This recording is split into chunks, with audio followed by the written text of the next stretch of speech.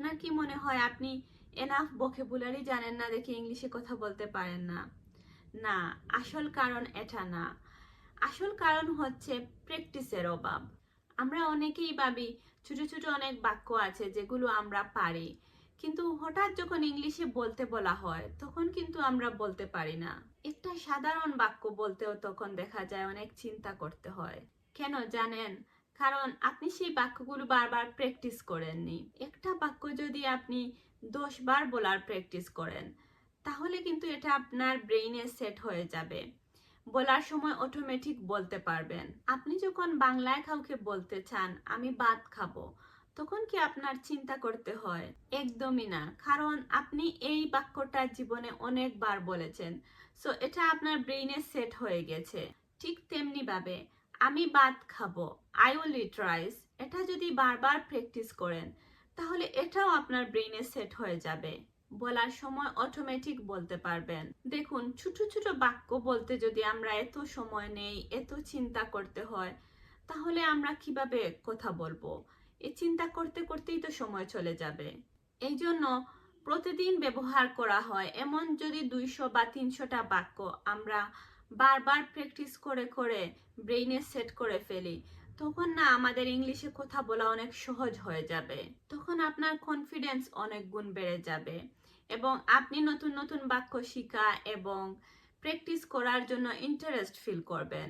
একটা উদাহরণ দেই, আপনি যদি জঙ্গলে একদিন হাঁটেন তাহলে কিন্তু কোনো পথ তৈরি হয় না, কিন্তু আপনি যদি একই পথে 1 মাস 2 মাস হাঁটেন তাহলে কিন্তু সেখানে একটা রাস্তার মতো হয়ে যায়। আমাদের ব্রেইনও ঠিক একইভাবে কাজ করে। একদিন প্র্যাকটিস করলে তেমন কিছু বোঝা যায় না, কিন্তু প্রতিদিন প্র্যাকটিস করলে সেই বাক্যগুলো আমাদের ব্রেইনে গেঁথে যায়। আমি যেটা করেছিলাম, সেম বাক্য দিয়ে affirmative, negative, interrogative, negative interrogative এরকম প্র্যাকটিস করেছিলাম বাংলা ইংলিশ সহ। সো আমি খেয়াল করে দেখলাম এভাবে প্র্যাকটিস করলে অনেক বেশি মনে থাকে এবং বাক্য তৈরির একটা প্যাটার্নও বোঝা যায়।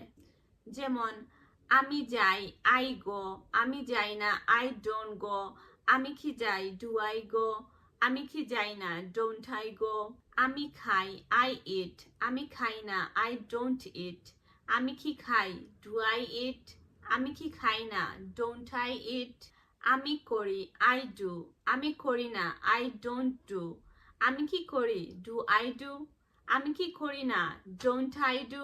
এভাবে যদি আপনি প্র্যাকটিস করেন তাহলে খেয়াল করে দেখবেন অনেক বেশি মনে থাকে এবং আপনি আস্তে আস্তে সেন্টেন্সের প্যাটার্ন বুঝতে শুরু করবেন, কিভাবে বাক্যগুলো বানাতে হয়। আরেকটা কথা, আমরা একটা ভুল করি, আমরা মনে মনে প্র্যাকটিস করি। দেখুন, আপনি যখন কারোর সাথে কথা বলবেন তখন কিন্তু মনে মনে বললে উনি শুনতে পাবেন না, আপনাকে উচ্চারণ করে করে বলতে হবে। সো আমি বলবো প্র্যাকটিস করার সময়ও বাংলা ইংলিশ সহ উচ্চারণ করে করে প্র্যাকটিস করবেন। তখন না ওই আমাদের মুখের মাসলগুলো রেডি হয়ে যায় এই বাক্যগুলো বলার জন্য। আসলে ইংলিশে ফ্লুয়েন্ট হওয়া যায় বারবার মুখ খুলে প্র্যাকটিস করার মাধ্যমে। যারা প্রতিদিন প্র্যাকটিস করেন একদিন তারা ঠিকই কনফিডেন্ট হয়ে যান এবং ইংলিশে কথা বলতে পারেন। If you really like my video, please subscribe and follow me. Thank you.